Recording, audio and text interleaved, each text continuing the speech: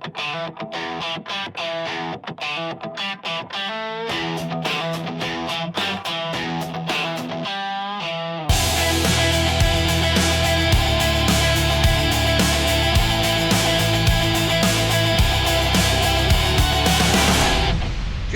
welcome back for Overtime. What's going on? Overtime. I usually introduce this segment, obviously, and it feels kind of strange to be on the other side of it, but I'm ready. I've never really hosted a podcast before, so this is kind of fun. Yeah, absolutely. So I'm enjoying this. This is a lot of fun. Look, I'm going to start throwing some names at you. You tell me the first thing that comes to your mind, good, bad, experience, ugly, don't care. It's up to you. Sure. All right, let's hit you over the couple. Let's start with Greg the Hammer Valentine. Greg the Hammer Valentine, my goodness. Some early memories of him, watching him in the WWF, of course. Always looked at him as a kid as somebody who was just indestructible. I kind of saw him as like somebody who was just made of stone. And like, it doesn't matter what you threw at Greg the Hammer. He was coming at you, and he always came back if he went down. I just always looked at him as one of the tough guys, in ring. And fast forward 1993, getting to meet him at my very first independent show at the NEWA.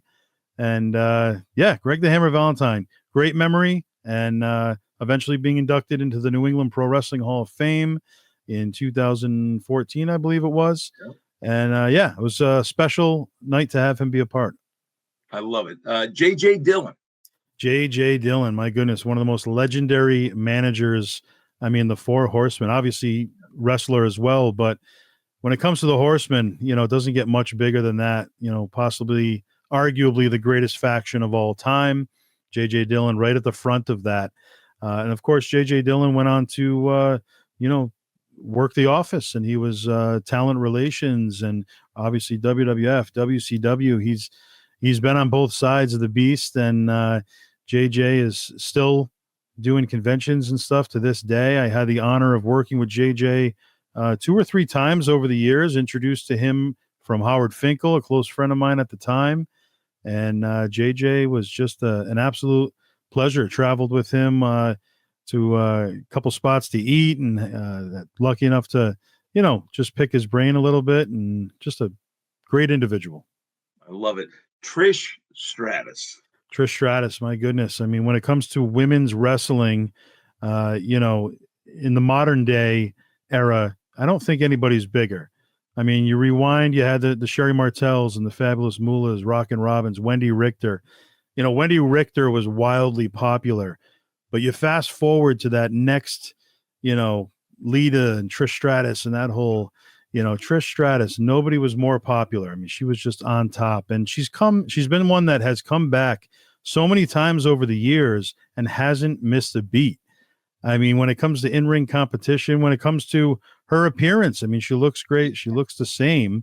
She hasn't aged, and she hasn't missed a beat in the ring. Trish Stratus was a part of New England Fan Fest. So I got to, see her up close as far as like working with her and kind of seeing, how she was to deal with. And she was just top notch. I mean, really took the time with the fans, and you saw the amount of people that came out for Trish. It was around the building. Yeah, it was almost fire marshal-esque, Yes, exactly. It was snowing that day. Nobody cared. Right. Well, she melted it all by the time she got there anyway. So exactly. Let's bring up Sabu. Sabu, my goodness. The homicidal, genocidal, suicidal, of course, with his manager, Bill Alfonso. Sabu, unfortunately, we lost him, so early. But all the craziness that he put his body through, it's a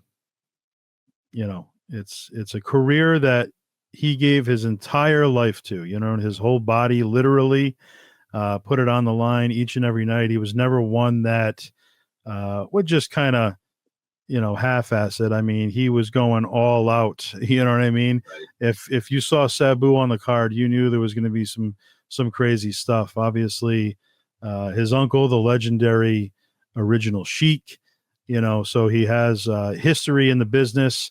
But Sabu is somebody who is very special. He is kind of like a almost like an Undertaker feel. There was something special about Sabu, and he just had that, you know, mysterious. He didn't speak back in most of his career there.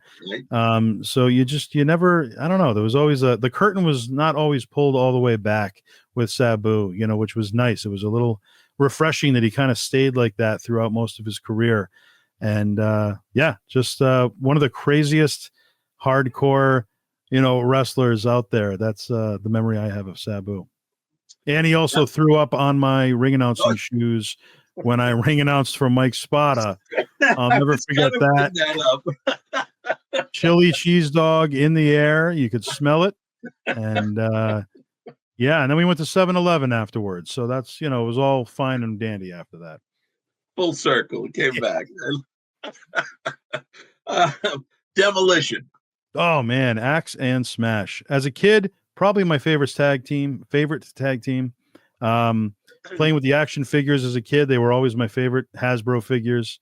Anything Demolition, just their look. I know some people say, well, they were meant to be a ripoff of the Road Warriors, but as iconic as the Road Warriors were and looked, Demolition, I think, were in their own way equally as iconic. They had their own look. It was a little bit different. It wasn't the same. I didn't think anyway. Right. And, just that iconic, face paint and the helmets and, their helmets made them stand out, kind of like shoulder pads made the Legion of Doom stand out. Correct. So yeah, obviously there were a lot of similarities between the two, but Demolition, held the tag team titles multiple times and were a big part of wrestling history. Hopefully we see them in the WWE Hall of Fame, and behind the scenes, two of the nicest, most professional people that you could ask for when it comes to pro wrestling. Bill Eadie, Barry Darsow, unbelievable, first class. Wow. Bret the Hitman Hart. Hitman Bret Hart, my goodness. One of my top 3 of all time, if you were to ask me, who my top wrestlers are. Bret Hart can work with anybody. Bret Hart says it himself that he takes pride in not injuring people over the years. You see, I remember as a kid, one week he's working Bam Bam Bigelow and they're having a killer match. The next week he's working with The Undertaker. Then he's got Crush. Then he's got Ric Flair, all these different styles. And each one, he made it work, even if it was somebody who was maybe limited, if he was working with like not limited, taking anything away from them, but as far as limited as what they could do together, Right. There being a big guy and a more technical wrestler. So if you have a Kamala in there or a Waylon Mercy, it would still be fine. And Bret Hart could work with them all. I remember him working with Jean-Pierre Lafitte, Right. having some great stuff with him and Hakushi. Yeah. Obviously his brother Owen, WrestleMania 10, SummerSlam 94, the steel cage match. Bret Hart, British Bulldog, Wembley Stadium, Shawn Michaels. Amazing. I don't think there are many more. Mr. Perfect. Mr. Perfect, SummerSlam 91. But clinic they put on. Amazing. Yeah. And, wrestlers aspire to have just one of those iconic matches that you can say, wow, look at that, but Bret Hart's entire career has been that, just one after another, as Sheamus would say, another banger, so Bret Hart, he's at the top of my list. I love it. The Nature Boy, Ric Flair. Ric Flair, the Nature Boy, my goodness, one of the biggest names of all time. No matter what way you slice the pie, he still wants it. He wants the action. He wants to be in the ring. Maybe his body can't do it like it once did. But you got to give him credit, for trying and still wanting to be involved. And, who's to say that he can't have that spotlight? He should be able to have that spotlight whenever he wants it. He deserves it. Look at all the time he's put in. Look at the career that he's had. He wrestled in so many territories. He was almost his entire career on top, just huge things for Ric Flair all the way through. And, one of the greatest heels, one of the greatest talkers. And like I said, Horseman, one of the greatest factions. Roddy Piper. Roddy Piper, my goodness. As a fan, I would say that Piper was probably one of the greatest baby faces in the babyface era. I was such a huge fan when he was a heel. I hated him, obviously, but he did his job, and he was one of the greatest heels of all time. Obviously, he's probably remembered for heel more so than babyface because of how iconic that was, and of course, WrestleMania 1 and everything that led up to that. And then meeting Piper in person so many times over the years, he is the ultimate babyface. He was just first class and just the nicest guy. He looked you in the eyes when he talked to you. The conversation meant something to him, and he wanted to make sure that it meant something to you when you walked away. The American Dream, Dusty Rhodes. Oh, Dusty Rhodes, baby. Yes, Dusty Rhodes. As a kid, my first introduction to Dusty was WWF Dusty. I didn't see that NWA or any of the territories prior to that, but I did see him in all the magazines. So I was aware of his history, but I was more so like, the SummerSlam match that he had or, stuff like that with the polka dots. But obviously after the fact, I would go on to watch all of his classic matches. And Dusty Rhodes, one of the greatest promos in wrestling. I don't think that could be argued. It didn't matter, his appearance. He just shined. He was like a special light in wrestling. He's not your typical, pro wrestler when it comes to physique, obviously. Right. But it didn't matter, and it wasn't about that, and it made you not even think about that because he was so entertaining, and he was just, he was the man. No doubt. Charlotte Flair, man. Charlotte Flair, in my opinion, is probably the greatest women's wrestler that we've seen thus far. There have been a lot of greats out there: Molly Holly, Ivory, Jacqueline. I mean, there's so many. Obviously, Trish Stratus, like we touched on, Lita, but really, I mean, just stands out, above the rest, in my opinion. Kurt Angle. Oh, it's true. Kurt Angle, one of the greatest technical wrestlers ever. Definitely in my top 5 as, favorites. If you were to ask me about a Mount Rushmore or something, Kurt Angle, one of the greatest on the mic. He was an awesome baby face, but he was an even better heel.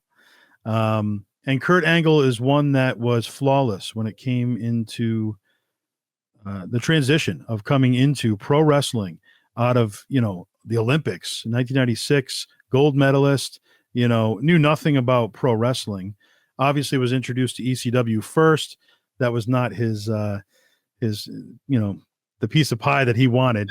But when he saw the other side, I'm glad that it worked out for him because one of the greatest of all time in pro wrestling history was Kurt Angle. And he was, I think, the quickest to get it and to make it happen. I got a couple more for you. Yeah. I want to hit you with Tommy Dreamer. Tommy Dreamer, the innovator of violence. He's the heart and soul of ECW. And not just ECW. I think he's the heart and soul of pro wrestling. Tommy Dreamer is somebody that means so much to so many people. He's not one that, just cares about himself. He's here to help everybody. He wants people to get to that next level. And he's always been that person to try to get you to that next level, whether he's in a position of power or not, and he's done that with so many different promotions that he's worked for. And he's still doing that to this day.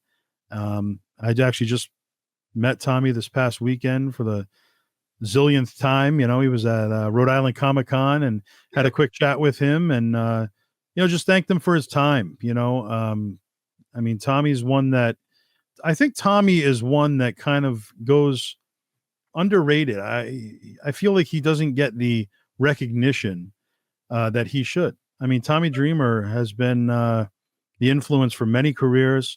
Tommy's had an amazing career himself. And I feel like he's a Hall of Famer. He is a Hall of Famer. No doubt. All right.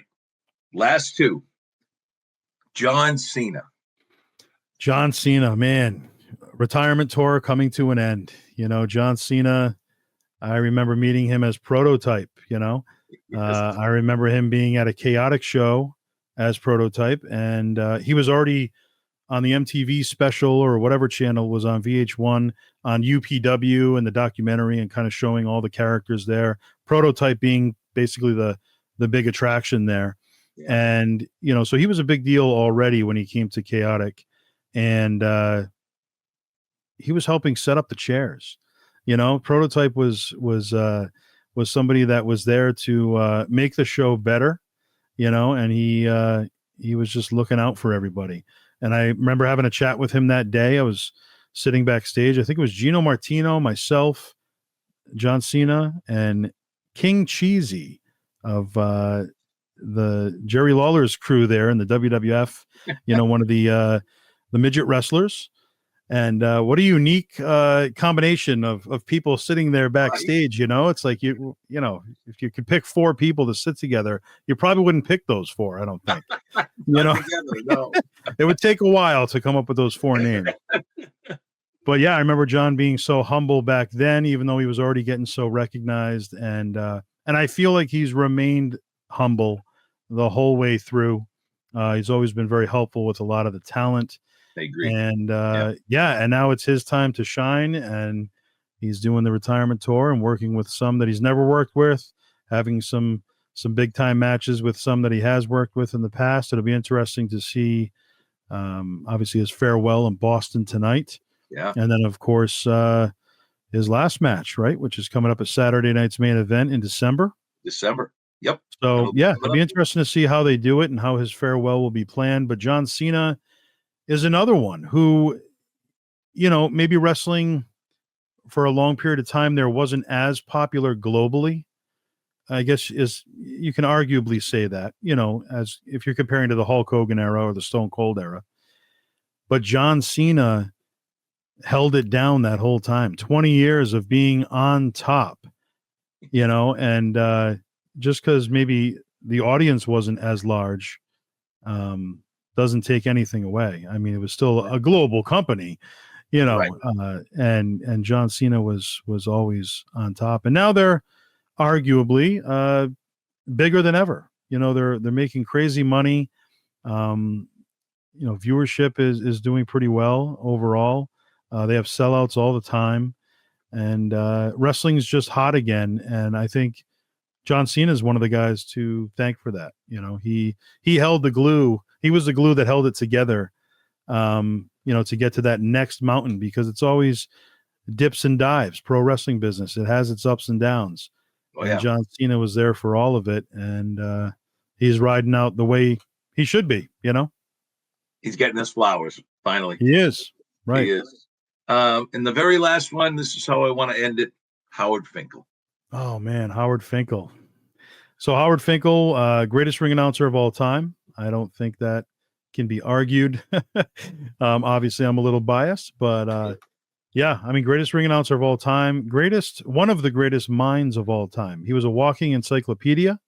He could tell you any match, any venue, any title change that you wanted to know about. He would constantly walk around and kind of give trivia to different people in the offices at Titan Towers, and he'd kind of creep up. Just as an example, Seth, who defeated, and he would just throw a name out there. And that's how he was. I mean, Howard Finkel was wrestling 100% of the time. It was his love, his passion, and he gave his whole life to it. He was as loyal as they come. That was another important thing. Yeah. It doesn't get any more loyal than Howard Finkel. He was the number one employee, and he was a full-time employee until the very end. So Howard Finkel, and of course, became a great friend. So been happy to have known Howard, and obviously enjoy all of his awesomeness over the years. There you go. Wow. Thank you so much, Joe. The overtime show. We've come to the end of overtime now. Yes, we have. We're going to do this again. I can't believe this. All Axxess Entertainment Podcast, the overtime show. Joe Bruen, the guest of his own show.